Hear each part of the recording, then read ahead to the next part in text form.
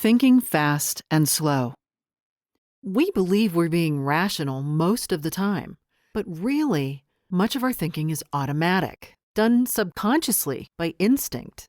Most impressions arise without our knowing how they got there.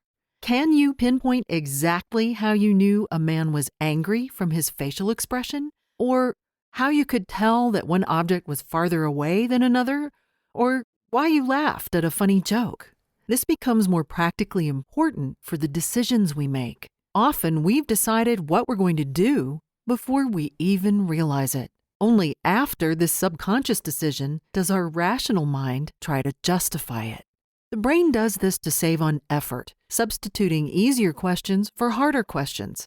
Instead of thinking, should I invest in Tesla stock? Is it priced correctly? You might instead think, do I like Tesla cars? The insidious part is, you often don't notice the substitution. This type of substitution produces systematic errors, also called biases. We are blind to our blindness. The Diary of a Young Girl. On August 4th, 1944, the Annex was raided by the SS. It is believed that someone tipped off the authorities to the hideout. The helpers of the Annex were arrested, with the exceptions of Miep and Bep. Mr. Kleiman was released early due to his poor health and remained in Amsterdam until his death in 1959. Mr. Kugler escaped imprisonment in 1945 and immigrated to Canada. He lived in Toronto until his death in 1981. Bep lived in Amsterdam until her death in 1983. Miep lived in Amsterdam for most of her life. Her husband, Jan, died in 1993. She died in Hoorn in 2010. Dussel, the Franks, and the Van Daans were sent to concentration camps. Mr. Van Daan was gassed to death in Auschwitz in late 1944. Mrs. Van Daan was sent to 5 different concentration camps. Her cause and time of death is unknown. Peter was forced to make the death march from Auschwitz to Mauthausen. He died on May 5, 1945. The camp was liberated 3 days later. Dussel was sent to 2 concentration camps. He died in December 1944 in Neuengamme. Edith died in Auschwitz in January 1945 of hunger and exhaustion. Margot and Anne were both transported from Auschwitz to Bergen-Belsen. A typhus epidemic was likely the cause of their deaths. Their time of death is unknown.